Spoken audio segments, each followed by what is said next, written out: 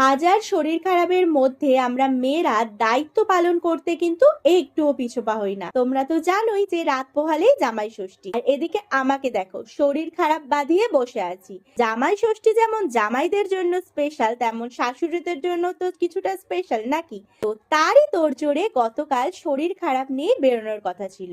এই শরীর খারাপ নিয়ে বাড়ি ফিরে আর রান্না করতে ইচ্ছা করতো না, তাই জন্য বেশিরভাগ রান্নার কাজটাই বেরোনোর আগেই সেরে নিয়েছিলাম। দেন রেডি সেডি হয়ে বর্মশাইকে সাথে নিয়ে বেরিয়ে পড়েছিলাম। ও হ্যাঁ, বেরোনোর আগে একটু চাও খেয়ে নিয়েছিলাম। দেন ছেলেকে টাটা করে বেরিয়ে পড়লাম কেনাকাটার উদ্দেশ্যে। তো প্রথমে টুকিটাকি বড় সড়ো সমস্ত কেনাকাটা সেরে দেন পেট পুজো করে শাশুড়ি মায়ের জন্য ওষুধ কিনে বাড়ি ফিরে বাকি রান্নাটা সেরে নিয়েছিলাম। সব শরীর খারাপ দায়িত্বভারের মধ্যে আমরা উভয়ই যদি সবার আনন্দের জন্য নিজেদের কষ্টগুলোকে একটু স্যাক্রিফাইস করে দিতে পারি, তাহলেই বোধহয় সংসারটা অনেক সুন্দর হয়।